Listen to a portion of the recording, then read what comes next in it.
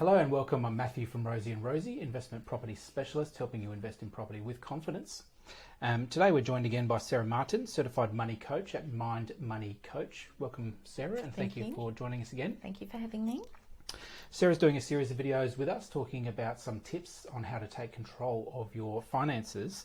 So if you haven't seen the others, please do check them out on our blog or at youtube.com.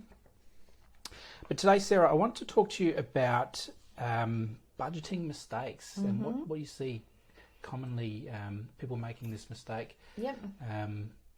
Tell us about it and how we should be correcting it. Well, thank you for asking, Matthew. So one of the common mistakes, well, as you know, life isn't linear. So we see clients who don't handle ad hoc expenses very well. So those expenses that might come quarterly, 6 monthly, annually, they've not actually prepared, they've not put the money aside for it. So what I do is work with clients to actually help identify those, quarantine the money for the future. So that might be expenses like a car service and or Christmas. Christmas can be expensive. So a lot of people, actually, the mistake is they think, oh, we'll pay for it when we get there.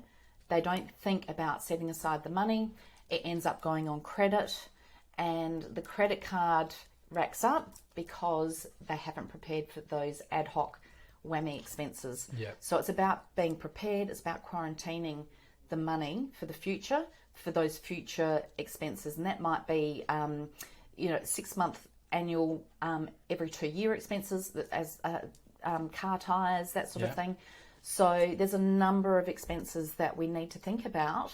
Otherwise, that can start affecting how our credit card is being used. Quarantining is a topical word that we're all familiar with now. Oh, sorry. But no, that's great, because I know when I moved out of home, my first job, I was being paid weekly. And of course, when those quarterly bills came through, if I didn't have the money in my account, it was quite a stressful time because you haven't allocated the funds appropriately. That's right. You're going to need to do that a few times before you start to wise up, hopefully. That's right.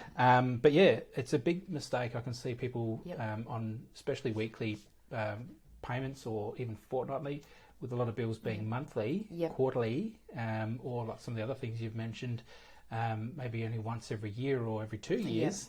Finding that we get to that time and don't have the funds available. So so it's actually about understanding really our monthly patterns. So as you said, people can get paid weekly, fortnightly or monthly. So it's really understanding what expenses are within that month. Anything outside the month, we then need to think about quarantining.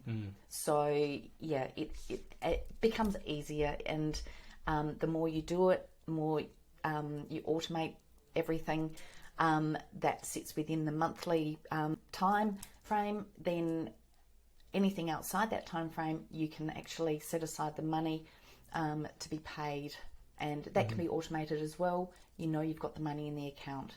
So depending on what it is. So as you said, the quarterly expenses, you might automate those if you can as well. So that also relieves decision fatigue. You're not constantly thinking about, I've got to, pay this.